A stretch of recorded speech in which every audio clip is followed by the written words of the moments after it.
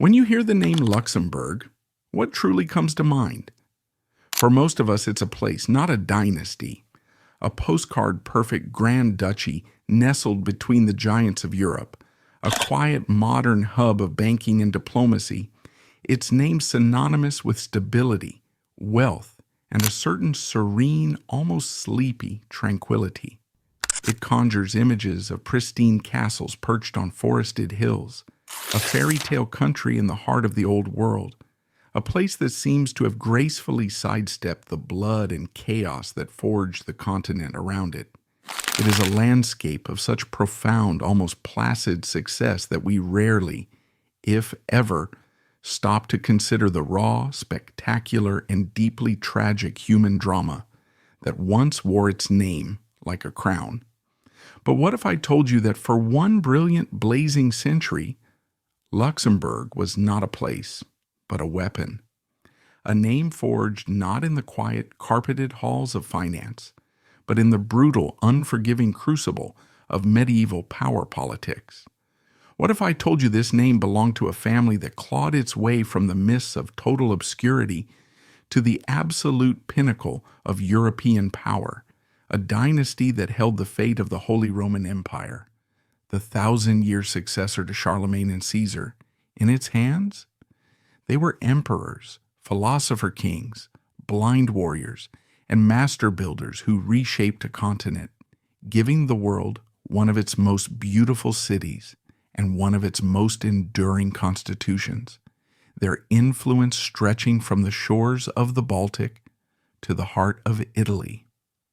Today, we are pulling back the heavy, gold-threaded tapestry of history to reveal one of Europe's most consequential, most brilliant, and most deeply misunderstood dynasties.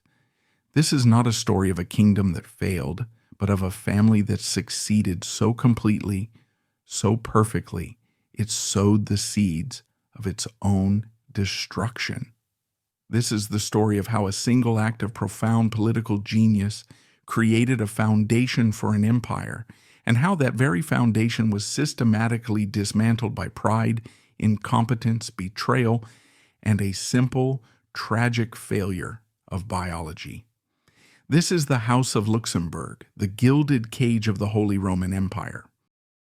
To truly understand the world-altering force that the House of Luxembourg would become, and the seeds of its eventual spectacular implosion, you must first transport yourself back in time to an empire in name only, a political ghost haunting the map of Central Europe. Imagine the world into which this family's improbable destiny was forged, the raw, chaotic, and deeply fractured landscape of the early 14th century. This was the Holy Roman Empire, a sprawling, bewildering, and almost ungovernable patchwork of duchies, kingdoms, bishoprics, free cities, and petty lordships, stretching from the northern plains of Germany down into the sun-scorched hills of Tuscany.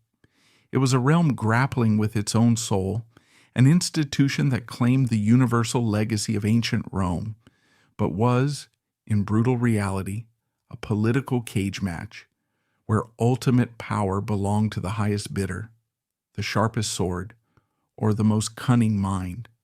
For decades, the empire had been adrift. The death of the last great Hohenstaufen Emperor Frederick II in 1250 had plunged the realm into a long twilight known as the Great Interregnum. It was a time of chaos, of fist law, where local warlords and powerful princes carved out their own domains, and the imperial crown became a hollow, almost meaningless symbol. The title of King of the Romans, the essential stepping stone to being crowned Holy Roman Emperor by the Pope, was not inherited by divine right. It was elected. And the 7 men who held this awesome power, the prince-electors of Mainz, Cologne, Trier, Bohemia, the Palatinate, Saxony, and Brandenburg, were deeply suspicious, profoundly cynical, and pathologically jealous men. They feared a strong emperor far more than they desired a stable empire. Their greatest collective nightmare was a king so powerful, so rich in lands and armies that he could crush their ancient privileges and make the crown a permanent hereditary possession of his own family, turning them from kingmakers into mere decorative subjects. So in the autumn of 1308, following the assassination of the Habsburg king Albert I, these 7 men gathered to make a decision born of pure, calculated self-interest. They surveyed the political landscape, eyeing the great princely houses that were hungry for the throne. There were the mighty Habsburgs of Austria, thirsting to reclaim the title. There were the ambitious Wittelsbachs of Bavaria with their vast domains. Each was powerful, and to the electors each was dangerous. And so, they chose to do what nervous kingmakers have always done. They decided to elect a nobody. Their eyes settled on a man they believed to be the perfect pawn, Henry, the Count of Luxembourg. It was in this crucible of fear and ambition that Henry of Luxembourg forged his destiny, and with it, the destiny of his family. He was to be the dynasty's architect, the obscure French-speaking nobleman from the misty western fringes of the empire, who would draw the blueprints for all that was to come. He was not a mighty duke with vast lands or a king with a legendary army. The county of Luxembourg was a minor peripheral territory, a political afterthought sandwiched between France and the empire. Henry was the ultimate compromise candidate, the man everyone underestimated. The electors, particularly the shrewd Archbishop of Trier, saw him as weak, pliable, a man without a significant Hausmacht or family power base, who would be utterly dependent on their goodwill for every coin and every soldier. They believed they were choosing a puppet. They could not have been more disastrously wrong. Born around 1275, Henry was a product of a world where diplomacy was a blood sport, and a well-placed word was as deadly as a dagger. He was clever, cultured, deeply pious, and possessed a quiet magnetic charisma that masked a will of pure iron. He understood the intricate game of power far better than the cynical men who had elevated him. He knew that the imperial title, as hollow and tarnished as it had become, still held an almost mystical power, a dormant authority that, if awakened, could change the world. This was especially true in Italy, a land torn apart for generations by the endless bloody wars between the Guelphs, who supported the Pope, and the Ghibellines, who supported the Emperor. He saw an opportunity not just to wear a crown, but to restore its long-lost glory, to be a true peacemaker, a new Augustus. Almost immediately after his election, he stunned the courts of Europe by announcing his intention to do what no German king had managed in nearly a century, to march to Rome and be officially crowned Holy Roman Emperor by the Pope himself. But Henry was, above all, a pragmatist. He knew that glory was fleeting, but land was power. A crown without a kingdom was just a piece of expensive metal, and he saw a golden, once-in-a-lifetime opportunity unfolding in the kingdom of Bohemia, the rich and strategic land to the east. The native Przemyslid royal dynasty, which had ruled for centuries, had just died out, leaving a dangerous vacuum of power and a vulnerable, marriageable heiress, Elizabeth. While the other great houses, especially the Habsburgs, plotted and postured, Henry acted with breathtaking speed and precision. In a lightning stroke of diplomatic genius, he negotiated with the wary Bohemian nobles and arranged for his own teenage son John to marry the Princess Elizabeth. It was a massive, audacious gamble. The Bohemian nobility was notoriously proud and rebellious, and John was a foreigner, a boy who didn't speak a word of their language. But the prize was simply too great to ignore. With the acquisition of the wealthy and powerful kingdom of Bohemia in 1310, The House of Luxembourg was transformed overnight from a minor county into a major European power. They now had a kingdom, a vote in the imperial elections, and a vast territorial base that would become the very heart and the treasure chest of their future empire. With his dynasty's future secured on a foundation of solid rock, Henry embarked on his great Italian adventure in 1310. It began as a triumph. He was hailed by figures like the great poet Dante Alighieri as a savior, the man who would finally bring peace to their ravaged land. But the dream soon soured. Italy was a viper's nest of shifting allegiances and ancient hatreds, and his quest for peace inevitably dragged him into war. Instead of being hailed as a universal peacemaker, he was forced to take sides, miring himself in the vicious factional warfare he had hoped to end. He was crowned Holy Roman Emperor in Rome in 1312, a moment of immense personal triumph. But the ceremony itself was a grim farce. It took place in the Lateran Basilica, not St. Peter's, because the Vatican itself was held by his armed enemies. The Holy City was ripped apart by street fighting. His dream of a universal peaceful Christian empire died in the dusty, blood-soaked gutters of Rome. Undeterred, he launched a new military campaign to subdue his enemies in Florence and Naples, but it was not a sword that would fell him. In the sweltering, unforgiving heat of an Italian summer in 1313, near the city of Siena, the new emperor was struck down by malaria. He died suddenly, his great ambitions unfulfilled, his grand project of imperial restoration left in ruins. To his enemies, and even to many of his allies, it must have seemed like the end of a brief, strange, and ultimately failed interlude.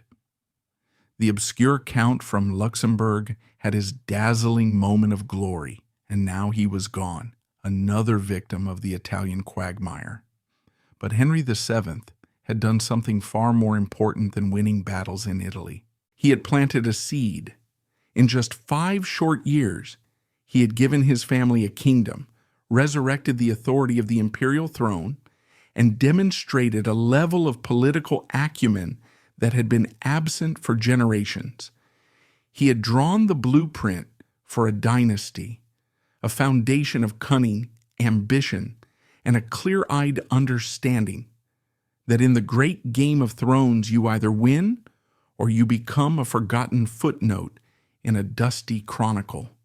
He was gone, but his ghost and the rich kingdom he had won for his son would now change the course of European history forever.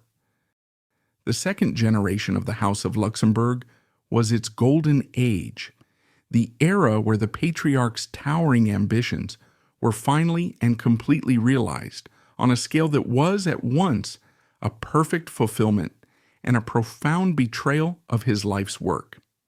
This historic triumph was not the story of a single, solitary man, but a complex, fascinating, and deeply human interplay of personalities. It was the story of a father and a son who could not have been more different. 2 men who embodied the warring souls of their age. One was a restless warrior who personified the dying ideals of chivalry, a king who treated his own kingdom like a foreign bank account. The other was a patient, brilliant statesman who would become the most sophisticated and successful ruler of his time, a man who would turn a neglected province into the glittering heart of an empire.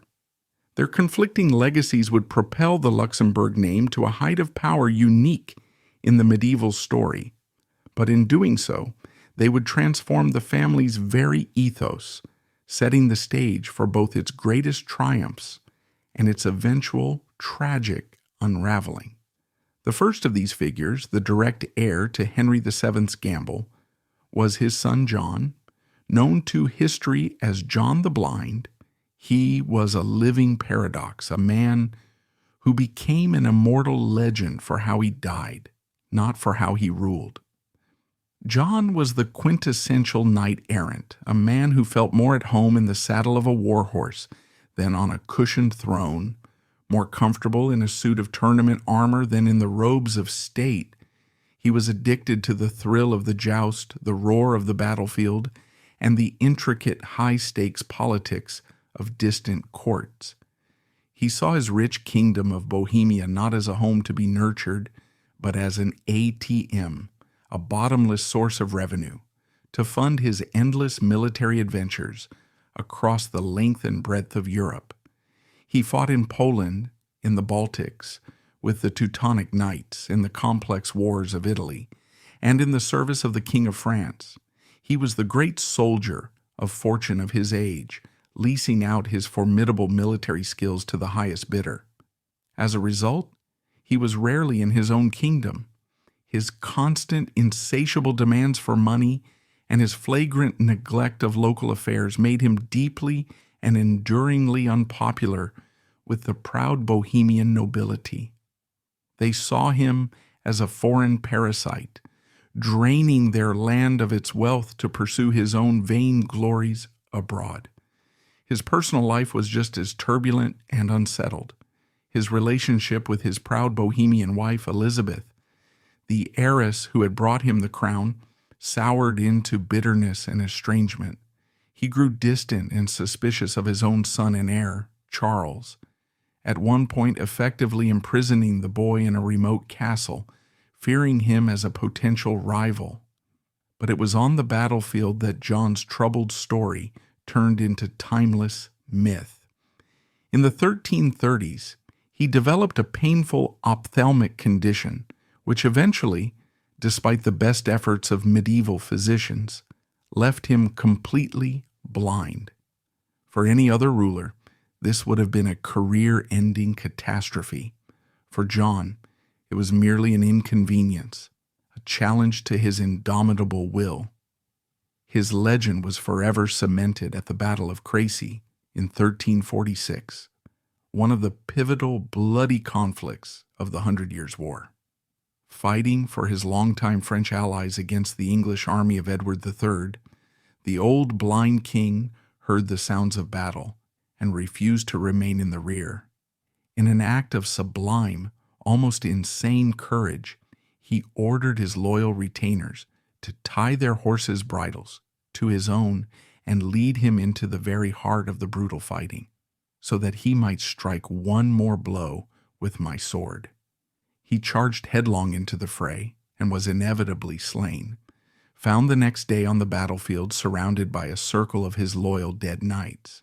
His final act of suicidal bravery became the talk of Christendom, a glorious testament to a chivalric ideal that was already fading into the mists of memory.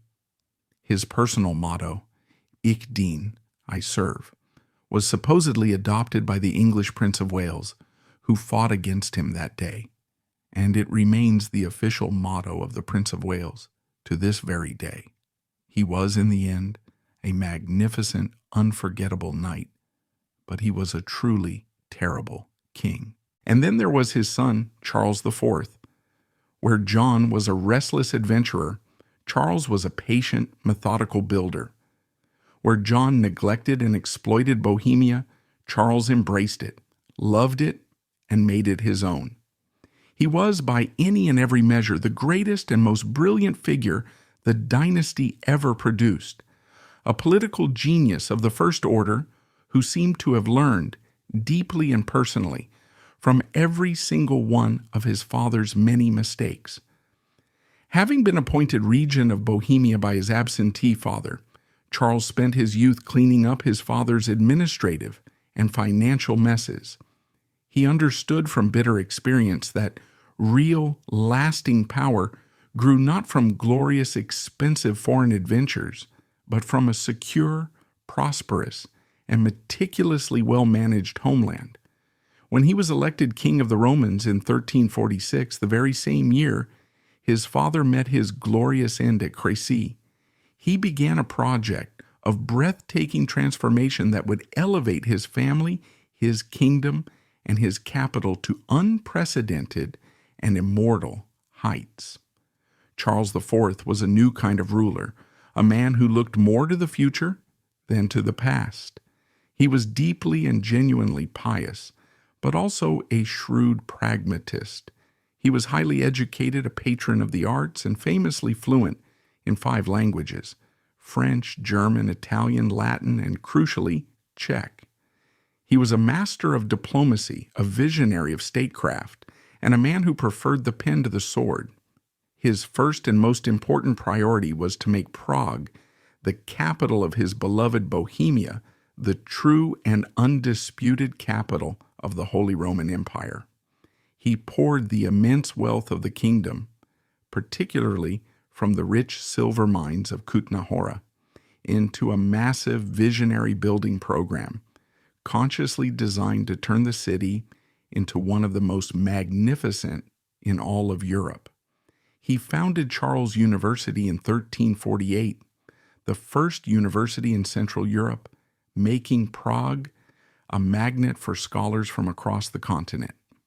He commissioned the stunning Charles Bridge, a masterpiece of Gothic engineering that still stands today, adorned with its iconic gallery of religious statues.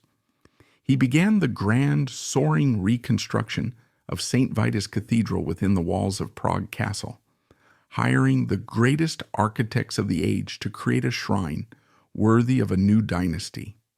He established the new town of Prague, meticulously planning its streets and markets, tripling the city's size.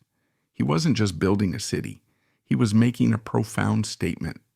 Prague was to be a new Rome, the political, cultural, and spiritual heart of his empire, a city whose splendor would broadcast the power and permanence of the House of Luxembourg to the entire world. His greatest and most enduring achievement, however, was not built of stone, but was written on parchment.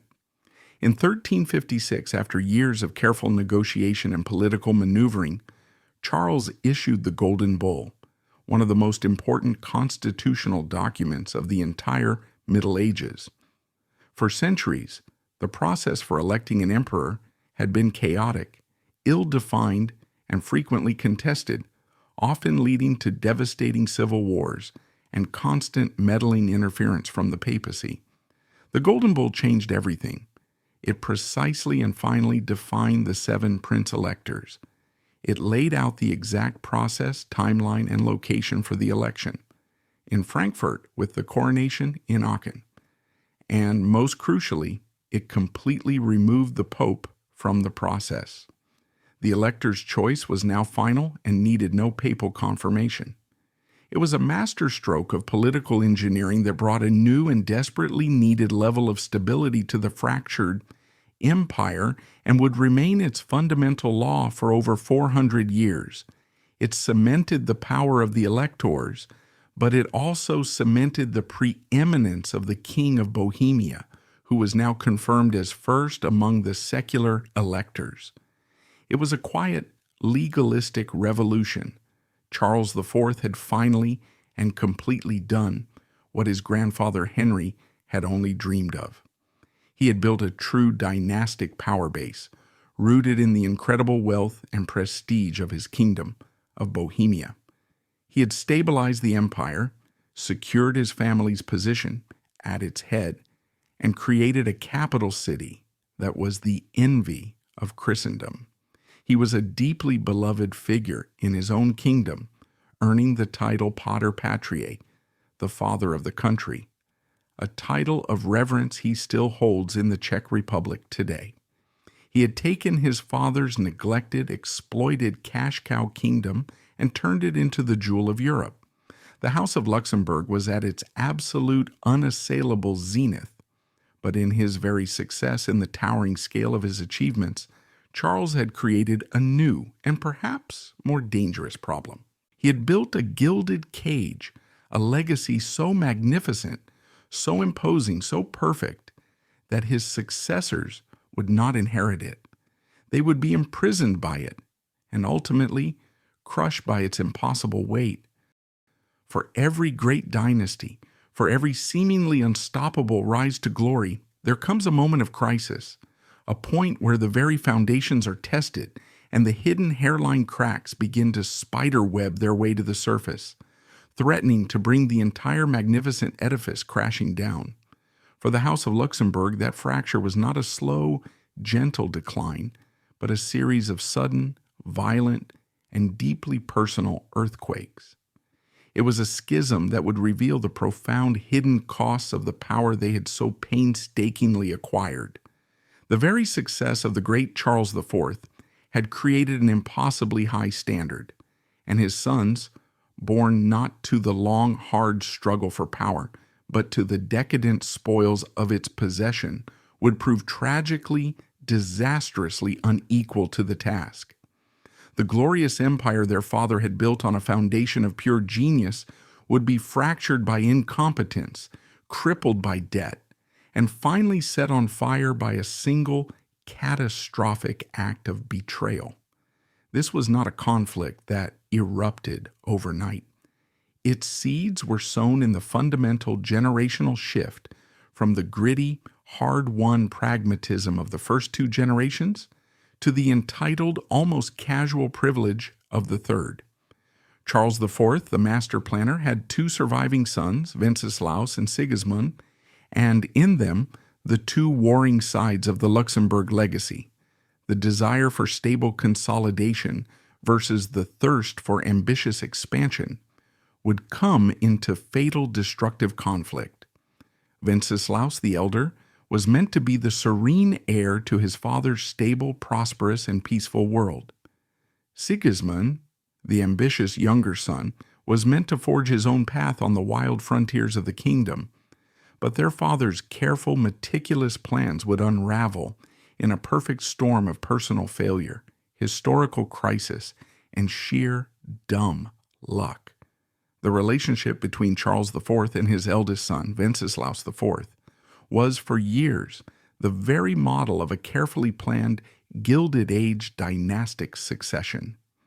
Wenceslaus was the golden boy, the beloved heir apparent, groomed from the moment of his birth to take his place at the head of the family and the empire.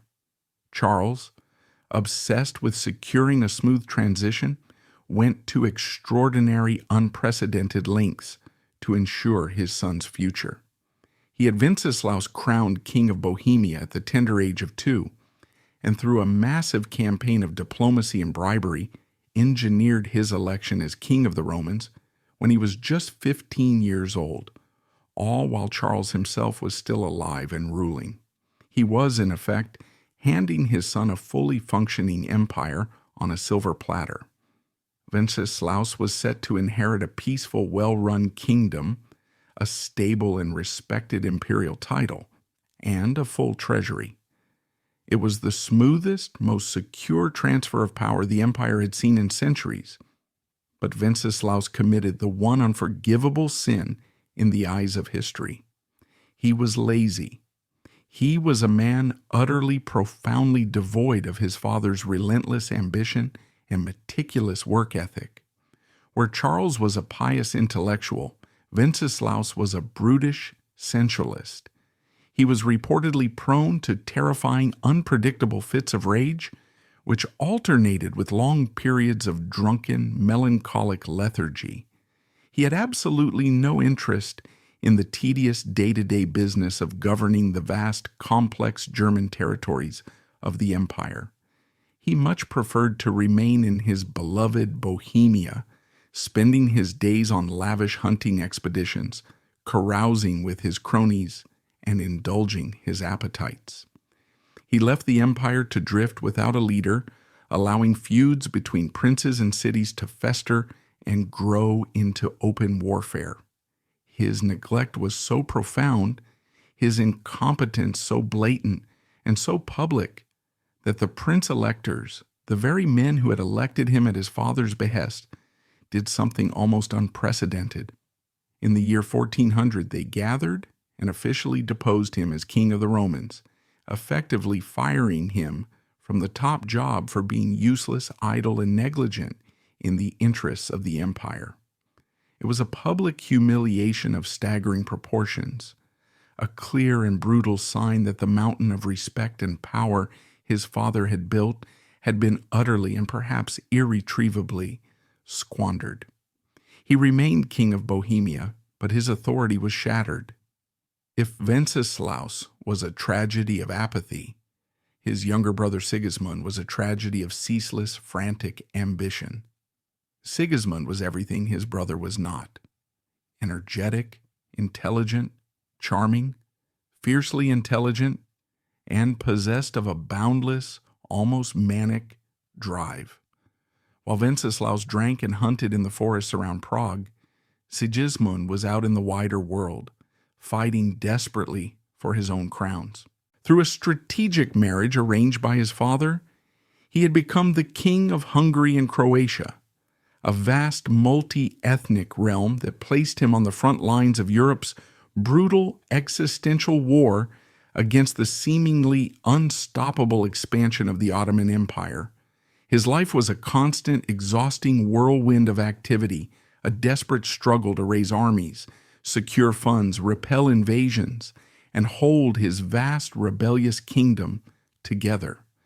In 1396, he led a massive pan-European crusade against the Ottomans, only to suffer a catastrophic, humiliating defeat at the Battle of Nicopolis, a disaster that haunted him for the rest of his life. Sigismund saw the chaos of his brother's pathetic reign as his great opportunity. He dreamed of reuniting all the Luxembourg lands under his own, more capable rule and restoring the family's imperial glory. But his path was blocked by a crisis that would define his reign, consume his life, and ultimately cripple his kingdom: the Hussite Rebellion.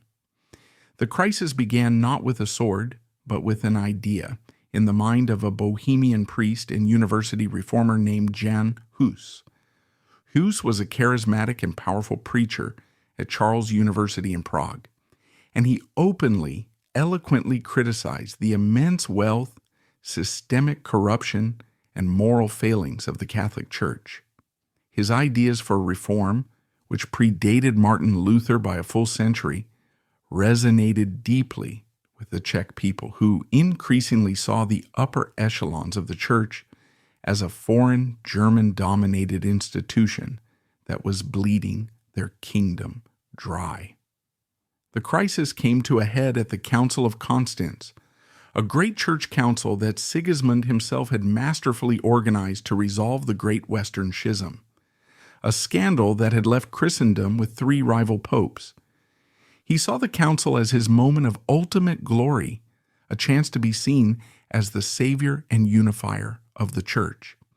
He summoned Jan Hus to the council in Germany to defend his ideas, personally guaranteeing him an imperial letter of safe conduct, a solemn, unbreakable promise of immunity from arrest and safe passage to and from the council.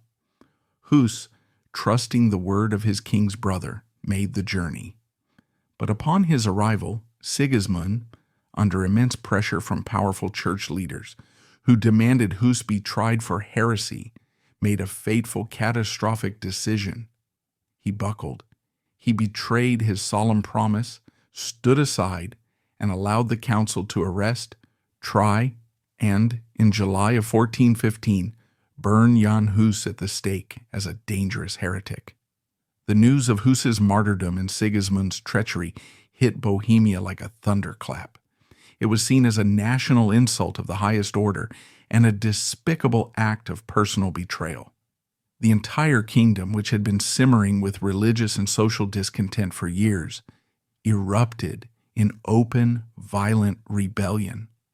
When the hapless Wenceslaus died a few years later in 1419, Sigismund was his rightful heir to the Bohemian throne, but the Bohemian people, now forged into a formidable military and religious movement, refused to accept the man who had betrayed their hero and saint.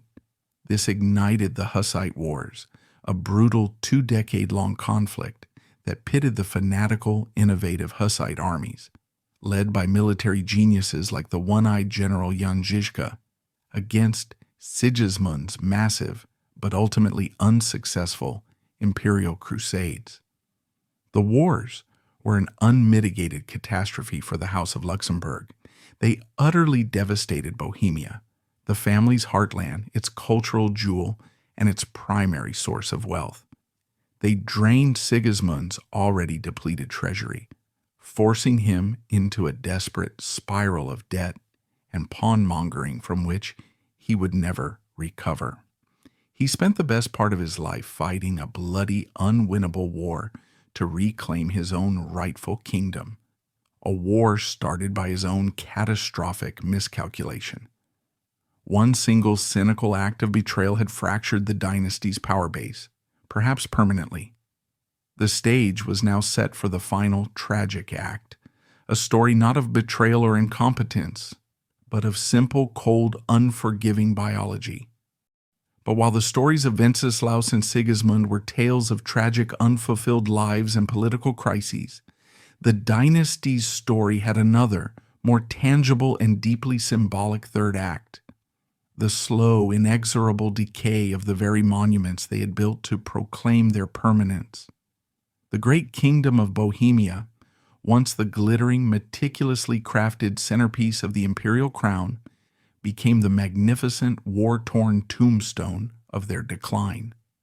After the crushing human cost of their social and religious wars, the Luxembourgs would now face the crushing financial cost of the world they had inherited and then broken.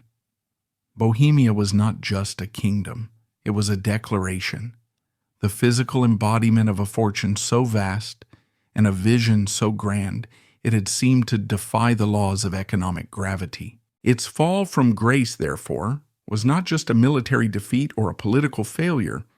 It was a surrender, a public admission that the magic was gone, the treasury was empty, and the great dream of Charles IV was dead. A contemporary chronicler, observing the chaos of the age, once remarked that it is far easier to win a kingdom than it is to rule it well. For the House of Luxembourg, this bitter lesson was learned not in a dusty history book, but in the smoking ashes of their own heartland. The great fatal flaw in their dynastic strategy was this: Charles IV had built his immense power on the solid, unshakable bedrock of a united, loyal, and uniquely prosperous Bohemia. His sons had taken that bedrock and shattered it into 1,000 pieces. They had failed to account for the single most transformative and explosive social force of the late Middle Ages: religious dissent married to national pride. The Luxembourgs built their European empire on the loyalty of their subjects, a foundation that required constant, massive infusions of trust, good governance, and shared identity to keep from crumbling under the weight of its own internal contradictions. Imagine for a moment the immense psychological weight of this shattered inheritance. For Charles IV, Bohemia was his canvas, a living masterpiece he was creating day by day. But for his son Sigismund, it was a festering wound, a battlefield. It was not a home to be cherished. It was a problem to be solved, a rebellion to be crushed, a heresy to be eradicated. He was born into the agonizing role of a conqueror in his own land, his life dedicated to reclaiming a legacy that felt less like a precious gift and more like a terrible, inherited curse. The pressure was immense and unrelenting. Every burned village, every lost battle against the Hussite fanatics was not just a strategic setback. It was a sign of his personal failure, a public affront to the memory of his powerful, perfect father. He was a king fighting a war against his own people, and these were not just any people. The Hussites were a military revolution, a terrifyingly effective fighting force that repeatedly humiliated the greatest chivalric armies of Europe. They perfected the use of the Wagenburg, or war wagon, transforming simple farm carts into mobile fortresses, bristling with hand cannons and crossbows, against which waves of heavily armored German knights charged and broke time and time again. Sigismund wasn't just losing battles. He was losing to an enemy that was rewriting the rules of war before his very eyes.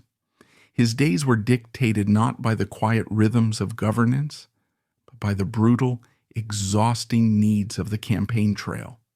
The very architecture of his father's dream was a form of psychological torture. The beautiful city of Prague, with its grand new cathedral and its world-famous university, was not a capital to be enjoyed. It was a fortress to be besieged.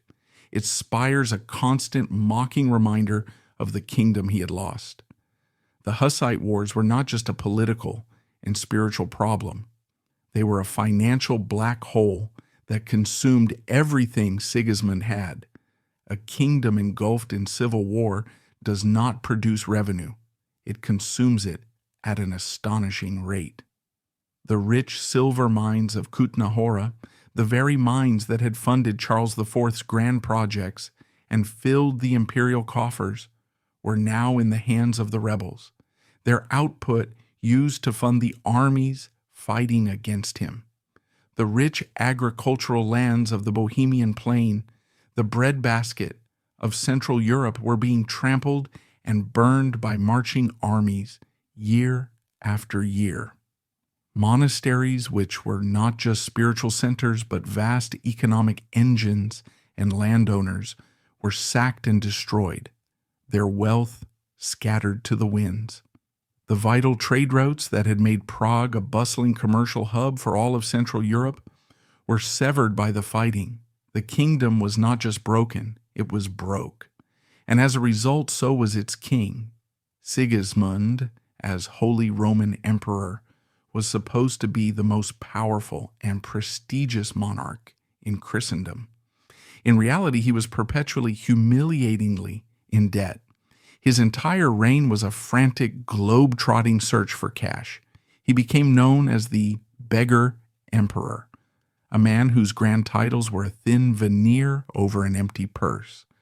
To fund his endless grinding wars against the Hussites and his other great enemy, the Ottoman Turks, he resorted to the medieval equivalent of selling off the family furniture to pay the rent.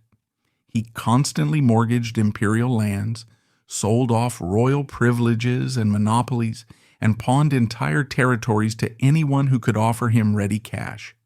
His court was always on the move, not just for political reasons, but because he literally couldn't afford to stay in one place for too long, lest his creditors catch up with him. He was a king living on credit, his authority constantly undermined by his notorious inability to pay his own bills and his own armies.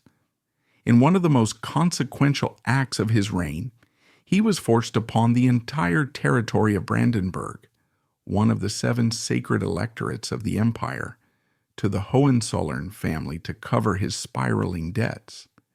It was a short-term financial fix that would have massive, unforeseen long-term consequences, setting the Hohenzollerns on their inexorable path to becoming the future kings of Prussia, and eventually the emperors of a new Germany. Sigismund was so desperate for cash that the grand territorial legacy of his family was being sold off, piece by piece, just to survive the next crisis. It was a lifestyle sustained by the relentless churning engine of Bohemian wealth. And when that engine seized and broke, the lights across the entire Luxembourg Empire began to flicker and die. And for most of his reign, the magnificent capital his father had built was in enemy hands. For nearly 2 decades, from 1419 until 1436, Prague was the defiant heart of the Hussite rebellion, a city Sigismund could see from the surrounding hills but could not enter. Imagine the unique torment of being the rightful king, standing on a hillside overlooking the soaring sun-drenched spires of St. Vitus Cathedral, a monument begun by your own father to the glory of your family, knowing that it was held by people who considered you a monster, a traitor, and the Antichrist. The city itself had been transformed. Its churches were stripped of their golden relics. Its German-speaking population had been expelled or massacred, and its university, his father's pride, had become the intellectual nerve center of a heresy he was sworn to destroy. The immense investment, the staggering cultural achievement, all for a capital he could not rule. It was a level of political failure that was not just embarrassing, it was fundamentally unsustainable, a bonfire of a legacy that could not burn forever.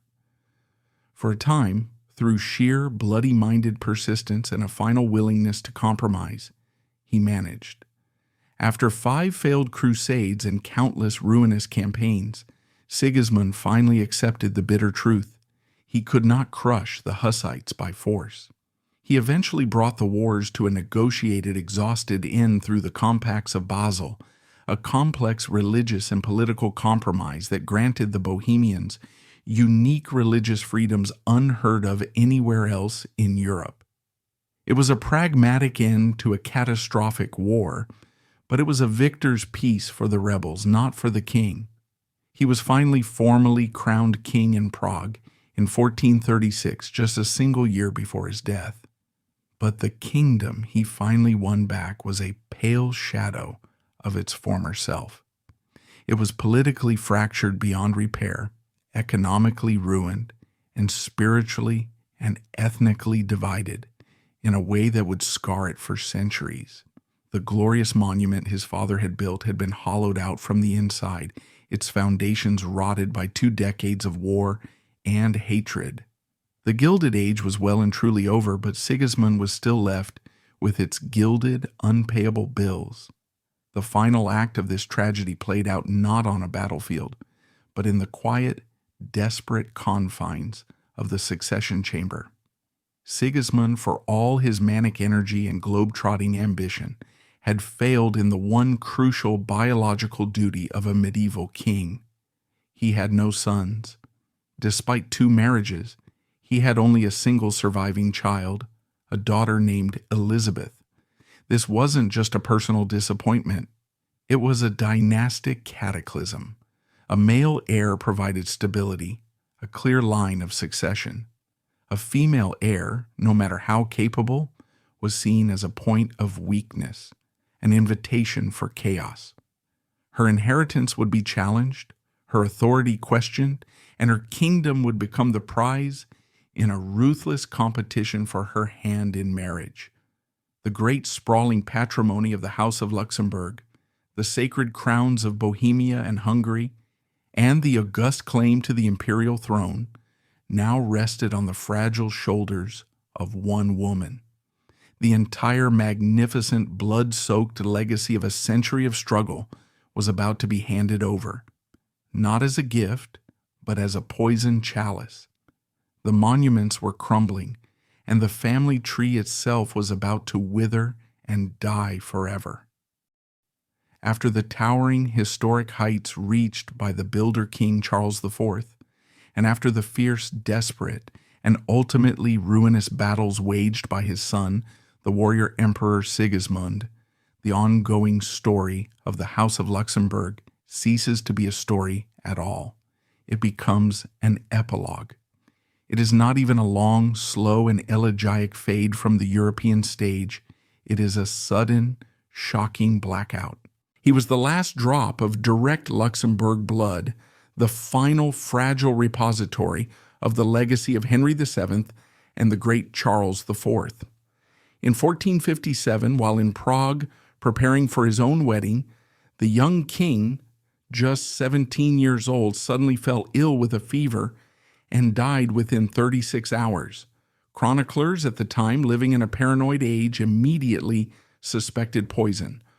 But modern scientific analysis of his skeletal remains suggests he died of a sudden, aggressive form of childhood leukemia. He died childless.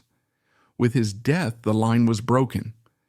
The direct descendants of the great Emperor Charles IV were gone from the earth. The House of Luxembourg, which had burst onto the European scene with such sudden, startling brilliance, had vanished just as quickly. The vast fortune of titles, lands, and claims, which had been so carefully concentrated by the founder, and so brilliantly expanded by his grandson, had been scattered to the winds.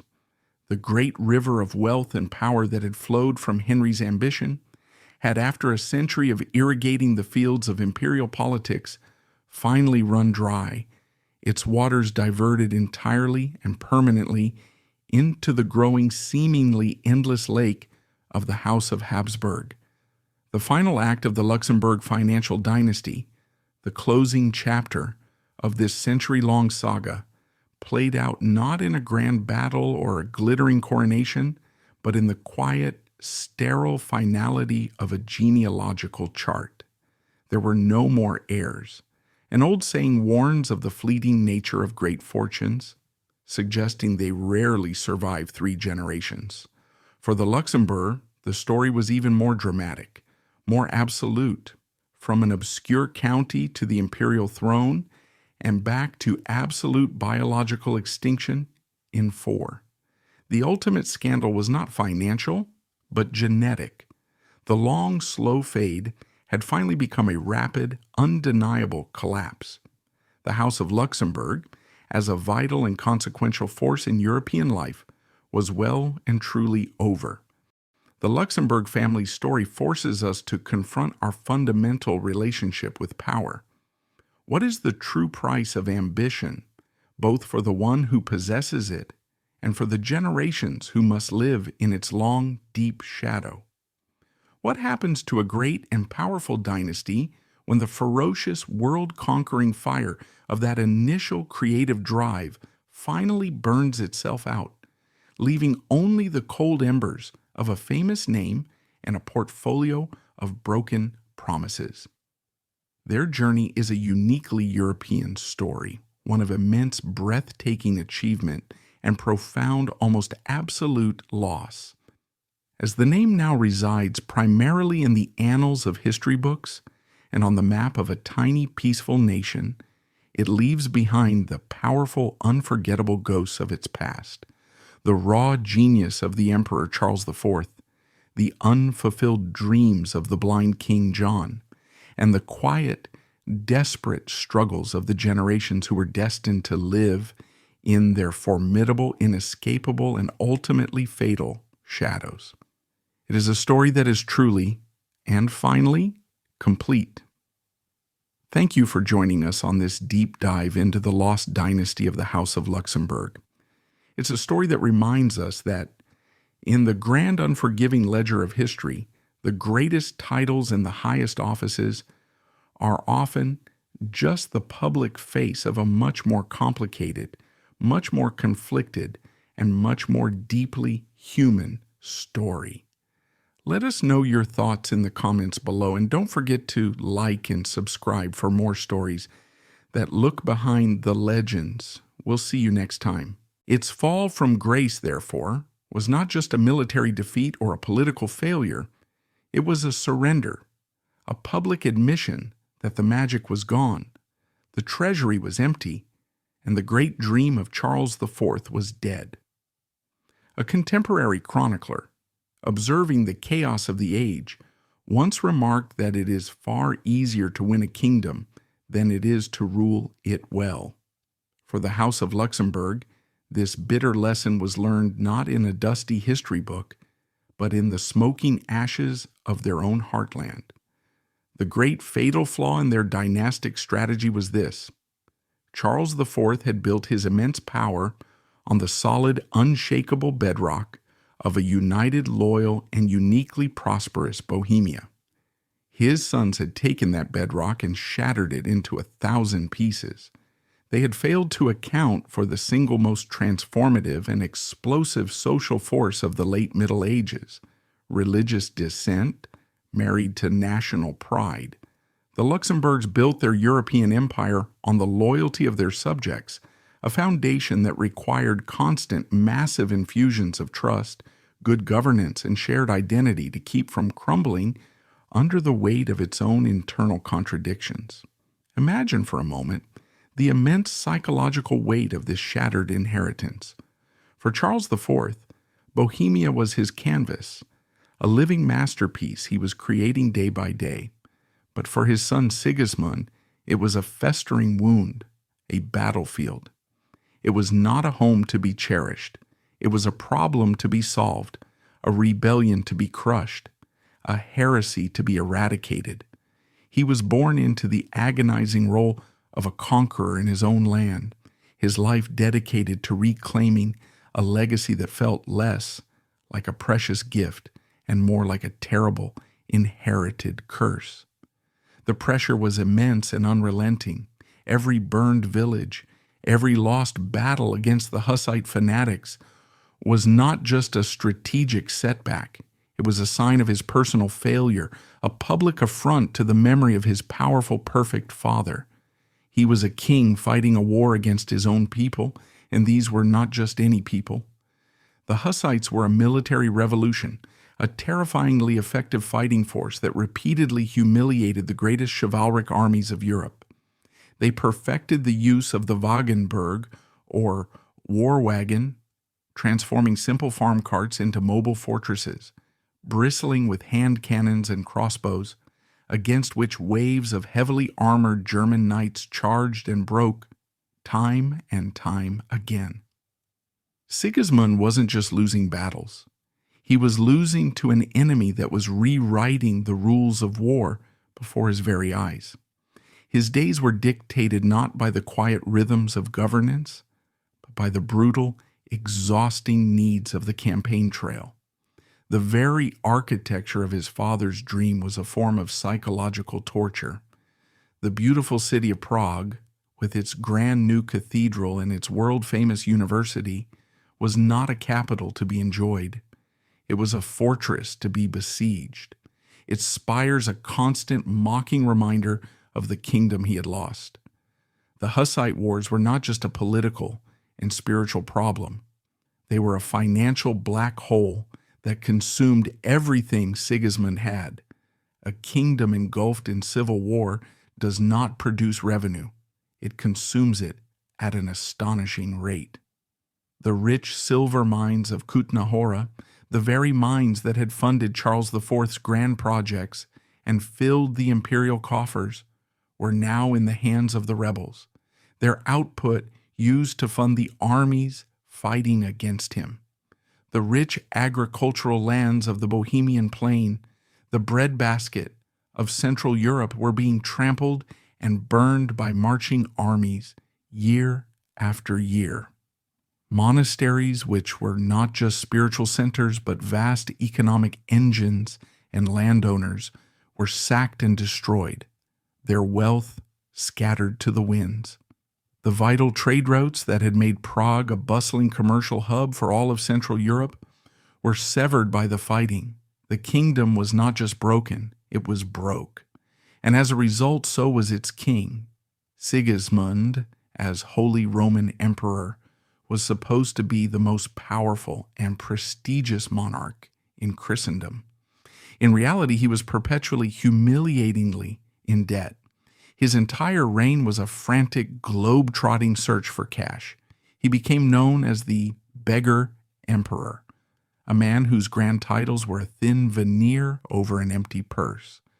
To fund his endless grinding wars against the Hussites and his other great enemy, the Ottoman Turks, he resorted to the medieval equivalent of selling off the family furniture to pay the rent. He constantly mortgaged imperial lands, sold off royal privileges and monopolies, and pawned entire territories to anyone who could offer him ready cash.